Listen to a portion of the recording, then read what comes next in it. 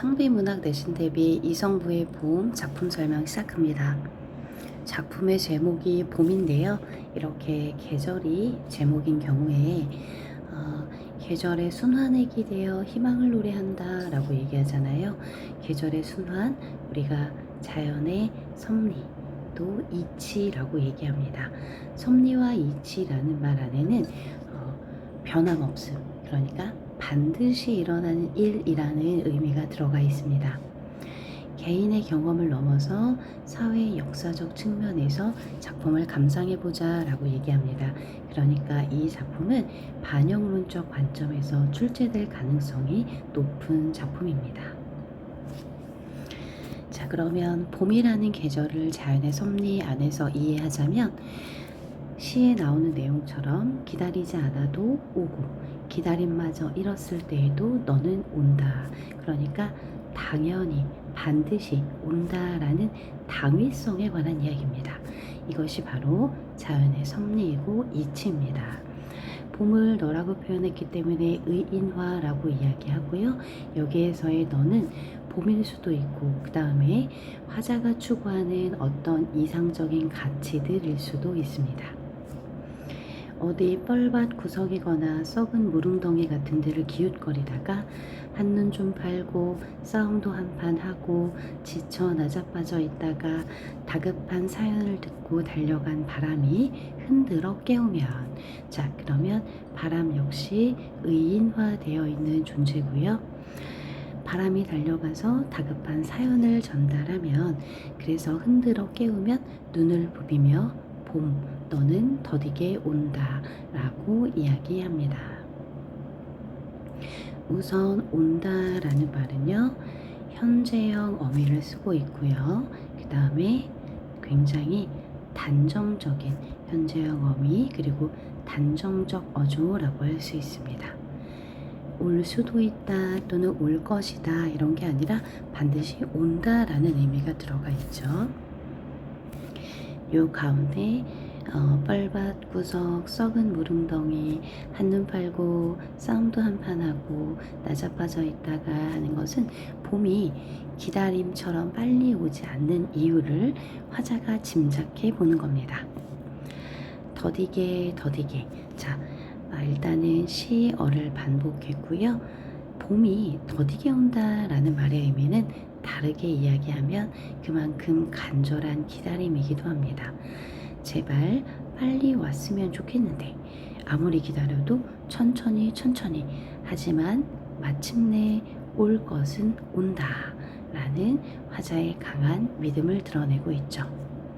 너를 보면 눈부셔서 일어나 맞이할 수가 없다. 자, 이 부분은 시에서 그러니까 굉장히 시험에서 자주 나오는 부분인데요. 일어나 맞이할 수 없다. 이거는 부정적 의미가 아니고요. 봄이 너무나 눈부셔서 봄을 맞이한 감격이 너무 크기 때문에 일어나 맞이할 수 없다라는 의미입니다. 입을 열어 외치지만 소리는 굳어서 나는 아무것도 미리 알릴 수가 없다. 마찬가지입니다. 봄을 맞이한 감격이 너무 커서 쉽게 행동할 수 없다. 가까스로 겨우 두 팔을 벌려 껴안아 보는, 그러니까 봄을 맞이한 감격이 너무 커서 일어날 수도 없고 소리를 낼 수도 없어서 겨우 두 팔을 벌려 껴안아 보는 너, 봄이죠? 먼 데서 겨울을 이기고 돌아온 사람아. 자, 겨울을 이겼다라는 건 여러 시련과 어려움을 극복하고 드디어 돌아온 봄이라는 의미겠습니다. 그런데 여기서 봄을 사람아 라고 표현하고 있죠. 일단 봄에 대한 예찬으로 영탄법이 쓰였고요. 의인법이 쓰였구나 라는 걸 알 수 있고, 봄에 대한 호칭이 너에서 이기고 돌아온 사람이라는 호칭으로 변화됐습니다. 시에 대한 내용을 정리된 걸 한번 볼까요? 일단 작품 소개는 겨울이 지나면 반드시 봄이 오듯이 시대의 아픔과 절망을 참고 이기면 자유와 평화의 새 시대가 올 것이다 라는 신념. 내용을 보니까 시에 나와 있는 내재적 관점 말고 어떤 사회 문화적인 반영, 그런 반영론적 관점이 좀 느껴지죠.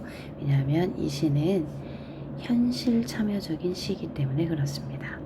희망적이고 또 상징적인 시고요.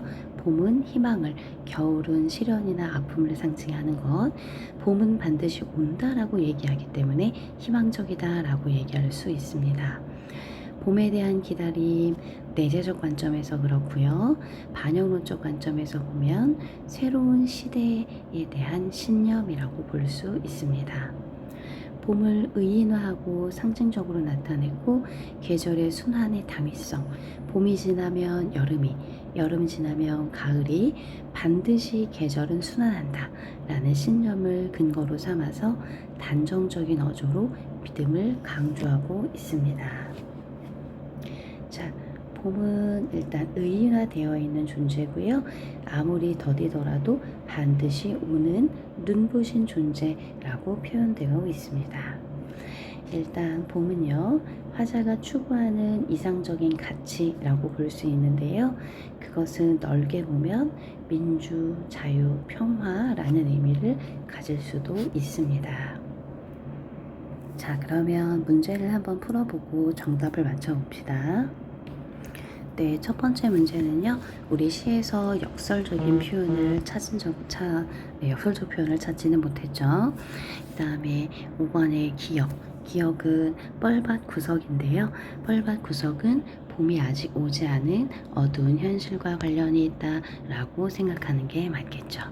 그 다음에 1970년대 사회적 상황을 보면 유신체제 7년으로 인해서 독재가 지속되는 겨울 공화국이라고 비유적으로 표현하죠. 민주주의가 짓밟히고 자유가 억압당하는 시대였기 때문에 봄이라고 하는 시대적 상황은 당시 시민들이 간절히 바랬던 자유와 그 다음에 민주를 상징한다라고 볼 수 있을 겁니다. 자, 그러면 다음 작품 영상으로 업로드 하겠습니다.